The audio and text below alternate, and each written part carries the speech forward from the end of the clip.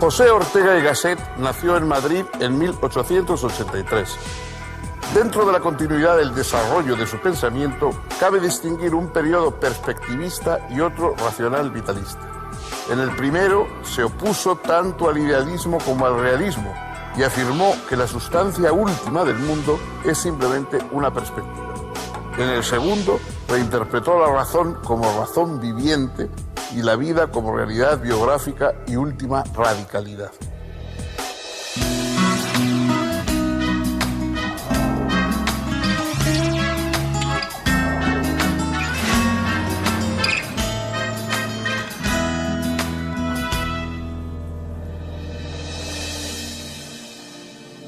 ¿Cómo están, amigos? Bienvenidos.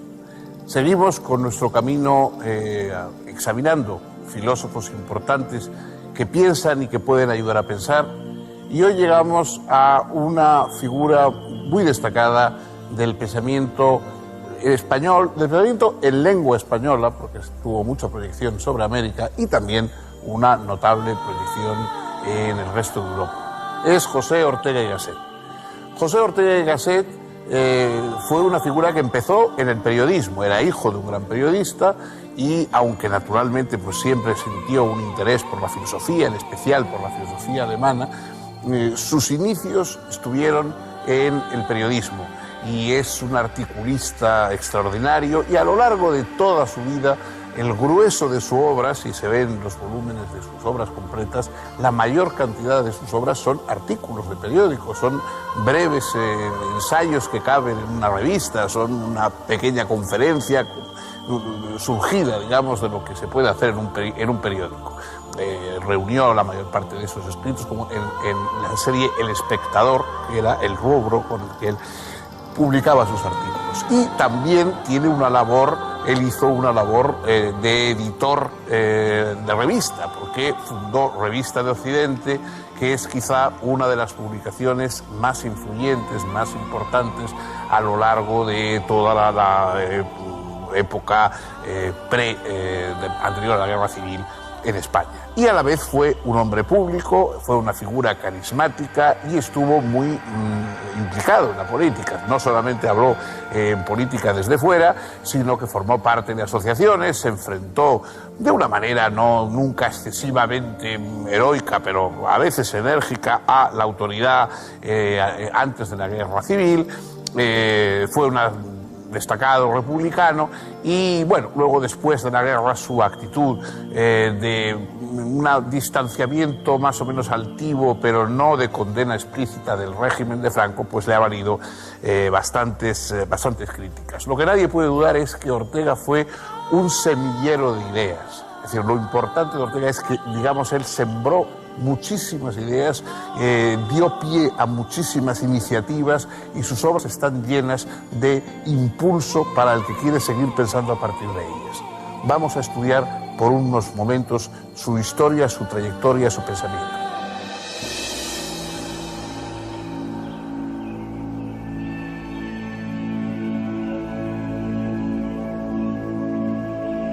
José Ortega y Gasset provenía de una familia de la alta burguesía madrileña.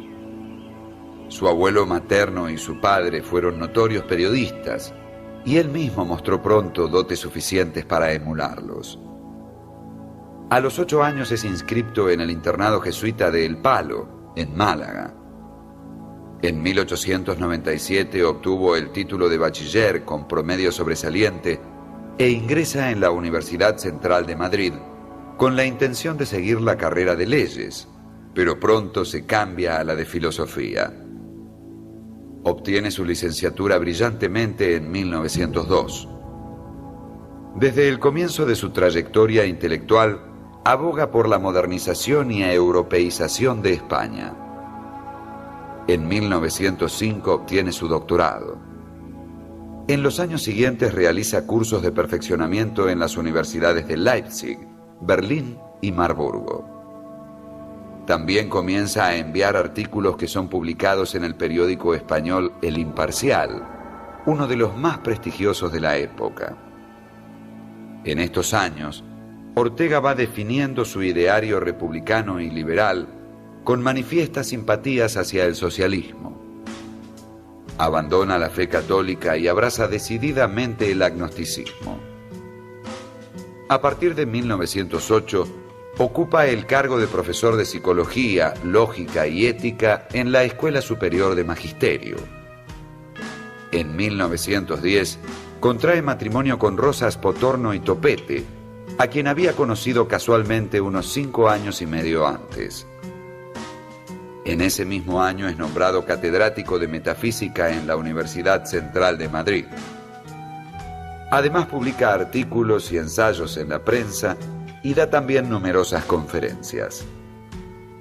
Adhiere al Partido Radical Republicano de Alejandro Lerroux, aunque con algunas prevenciones. Al año siguiente nace su primer hijo, Miguel Germán. En 1913 funda la Liga para la Educación Política Española y poco después funda y dirige el semanario España, que da cabida a una vanguardia intelectual de reformistas liberales y socialistas moderados. Pero toda esta actividad no hace olvidar a Ortega sus intereses filosóficos, y en 1914, un mes después del nacimiento de su hija Soledad, y poco antes del estallido de la Primera Guerra Mundial, publica su primer libro, Meditaciones del Quijote.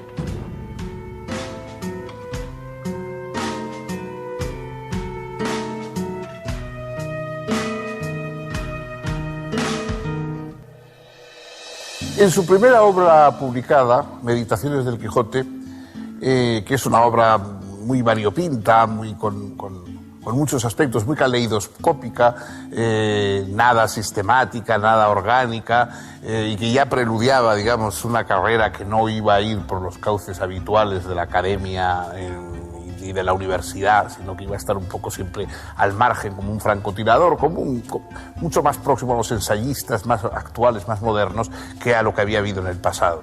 Digo que en esa obra, en las Meditaciones del Quijote, Ortega acuña la frase que se va a convertir casi en el lema y en el frontispicio de toda su obra filosófica.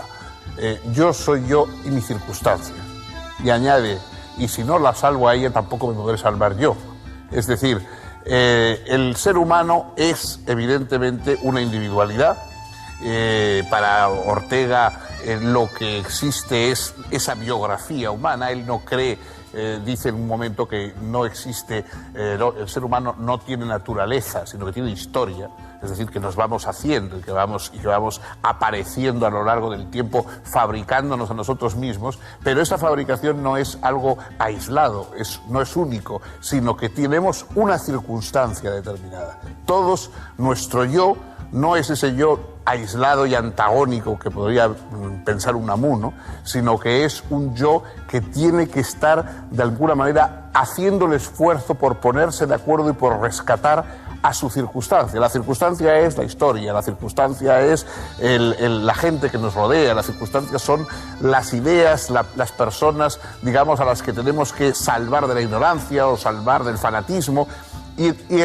Hay que salvar esa circunstancia. O sea, el yo no basta con que yo me retire a mi torre de marfil, con que yo logre de alguna manera alcanzar una cierta perfección personal, si no he logrado levantar y salvar la circunstancia que me rodea, es decir, el país, la época en que me toca. Eso define bien esa tarea regeneracionista que tuvo Ortega. Ortega pues tuvo una dimensión de regeneracionismo y de ahí su pasión por la publicación, las revistas, en fin, no fue un hombre desligado nunca de su tiempo, sino que al contrario, más bien brotó su pensamiento de la necesidad de salvarlo.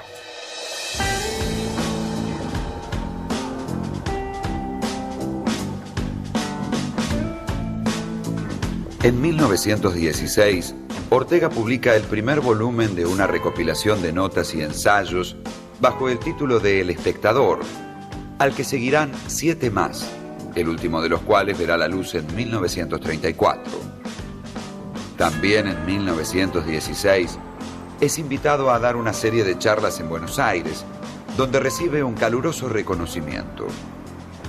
Da exitosas charlas también en las universidades de Tucumán, Córdoba, Santa Fe, Montevideo. Regresa a España en 1917 y se encuentra con su tercer hijo, José, nacido un par de meses antes. junto con un amigo, Nicolás María de Urgoiti, funda el periódico liberal El Sol. En 1919, Urgoiti funda la editorial Calpe, que pronto se fusionará con la catalana editorial Espasa y para la que Ortega dirige la colección Biblioteca de las Ideas del siglo XX. Pero todo eso no es suficiente para él. En 1923 funda la editorial Revista de Occidente. En 1928 visita Buenos Aires y Santiago de Chile. Y en 1931 funda la agrupación al servicio de la República, junto con Gregorio Marañón y Ramón Pérez de Ayala. El programa de esta agrupación, dirigida por Ortega, de claro carácter antimonárquico, propone la separación de Iglesia y Estado, la sindicación de los trabajadores, el control centralizado del desarrollo económico, una mayor autonomía regional y algunas medidas de socialización del capital privado. En abril de 1931, Alfonso XIII suspende el ejercicio del poder monárquico y se proclama la Segunda República. Ortega, al frente de una coalición republicano-socialista, es elegido diputado para las Cortes Constituyentes. No obstante, ante la radicalización de la izquierda y la derecha, y consciente de su escasa influencia en la lucha parlamentaria, Ortega se retira de la actividad política, disolviendo la agrupación al servicio de la República y renunciando a su puesto en el Parlamento. En estos años, previos a la Guerra Civil, Ortega publica varios libros, entre ellos España invertebrada, El tema de nuestro tiempo, La deshumanización del arte, Ideas sobre la novela y fundamentalmente La rebelión de las masas, en 1930, que le vale el inmediato reconocimiento internacional. Esta obra lleva hasta sus últimas consecuencias las teorías orteguianas del perspectivismo y de las circunstancias. Luego, en rápida sucesión, aparecerán otros títulos: Goethe desde adentro, Unas lecciones de metafísica, Meditaciones de la técnica, En torno a Galileo, Historia como sistema y Misión del bibliotecario. Comienza en estos textos a profundizar en el tema que ocupará sus reflexiones de aquí en más: la vida.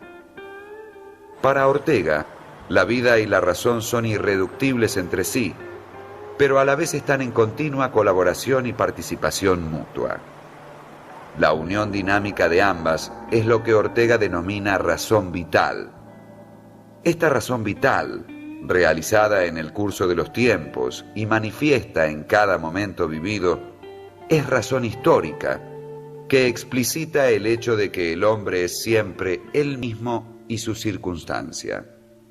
De modo que la circunstancia es la articulación de la razón vital con el conjunto de lo dado en cuanto suma de todos los puntos de vista individuales.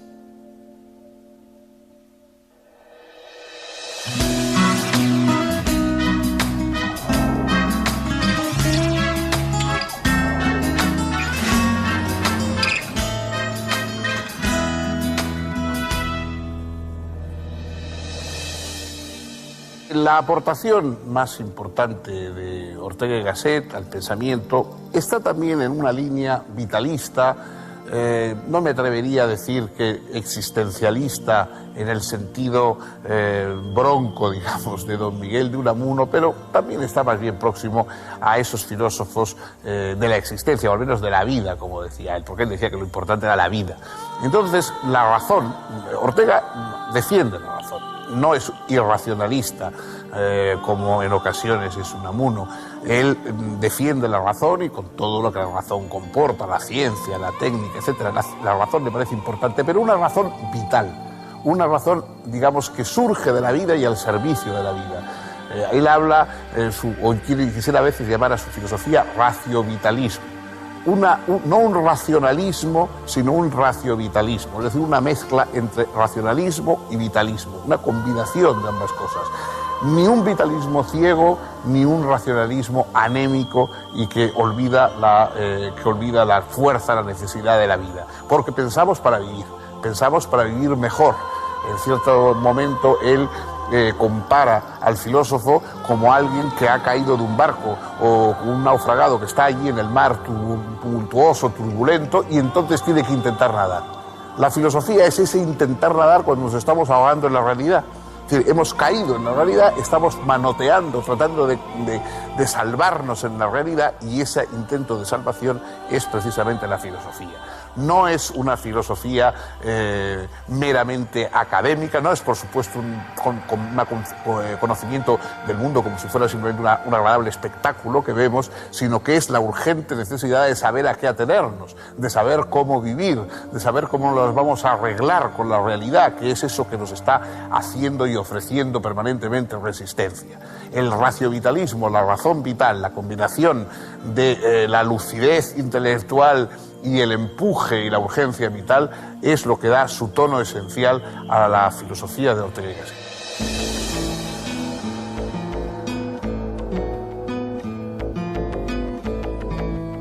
Entre 1934 y 1935, Ortega ve con asombro y consternación que los falangistas afirman seguir algunos de sus postulados filosóficos. José Antonio Primo de Rivera lo reclama como líder ideológico y le reprocha no apoyar públicamente a quienes piensan a partir de él. Lo cierto es que Ortega no siente la menor afinidad con los derechistas y no entiende cómo ha surgido el malentendido. Responde con el más absoluto silencio. En agosto de 1936, un mes después del inicio de la Guerra Civil, Ortega y su familia abandonan España hacia Marsella y al poco tiempo se instalan en París. Permanecerán allí hasta 1939. Luego Ortega continuará su ruta de exilio por Buenos Aires durante un par de años y finalmente Lisboa. En la primera publica Ensimismamiento y alteración, y en la segunda, a poco de establecerse, da a conocer su introducción a Velázquez. Finalizada la Segunda Guerra Mundial y ante las garantías del gobierno franquista, vuelve a España, pero no instala su residencia en ella, sino que apenas monta un departamento en Madrid para alojarse en sus esporádicas estadías en la capital española. Escribió aún su estudio sobre la idea de principio en Leibniz, en el que realizó un análisis sistemático de la idea de principio a través de la historia de la filosofía y pronunció brillantes conferencias en Estados Unidos, Gran Bretaña, Italia y Alemania. El 18 de octubre de 1955, víctima de un cáncer que había afectado su aparato digestivo, falleció en Madrid. El gobierno franquista hizo circular en dicha oportunidad una normativa que indicaba a los periódicos que, al redactar la pertinente nota necrológica, omitiesen mencionar sus errores políticos y religiosos, a la vez que evitaran llamarlo maestro. Organizó también una misa pública en honor al filósofo, que la familia dignamente rehusó, respetando así sus convicciones no católicas. La revista Ínsula dedicó un número entero a Ortega y fue inmediatamente clausurada. Sin embargo, unos meses más tarde, la Universidad de Madrid organizó un importante acto en su memoria que tuvo el carácter de una reparación. La muerte de Ortega dio pie a la primera protesta pública importante de la posguerra por parte de la oposición al régimen franquista, protesta que éste no reprimió, porque en esos momentos España estaba ingresando en la ONU como miembro de pleno derecho y reclamando un lugar entre los países industrializados de Occidente. Póstumamente han ido apareciendo varios títulos de Ortega que no habían sido publicados en vida, entre ellos ¿Qué es filosofía?, El hombre y la gente, Investigaciones psicológicas y una interpretación de la historia universal.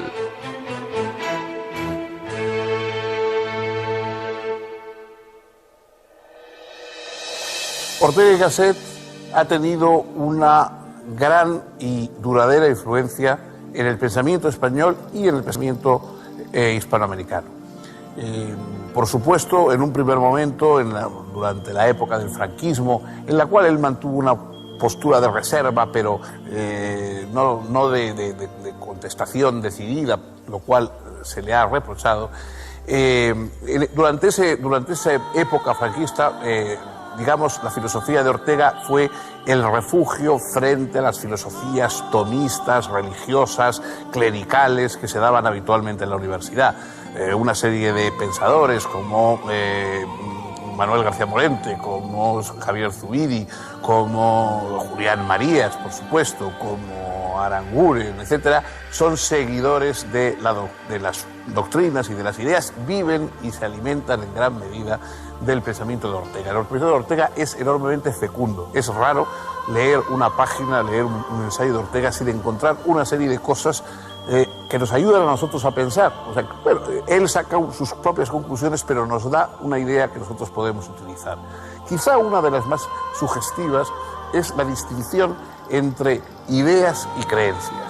Él dice que creencias es aquello en lo que estamos. Es decir, nosotros tenemos una serie de creencias que no discutimos, que no criticamos, que damos por descontadas y a partir de las cuales pues, desarrollamos nuestra vida. Es decir, esas creencias no nos las planteamos, las vivimos, las necesitamos, pero no nos las planteamos. Y luego están las ideas, y las ideas ahí sí ya son reflexivas, son controvertidas, sobre ellas pensamos, podemos prescindir de ideas, pero no de creencias.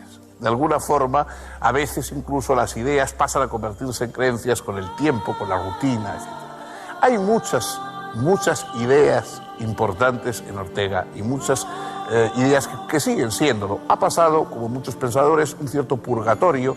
En una época estaba bien visto hablar mal de Ortega o desdeñar a Ortega, pero yo creo que con el tiempo se va agigantando bastante su obra y se está viendo que es una obra de indudable mérito y sobre todo de indudable fecundidad.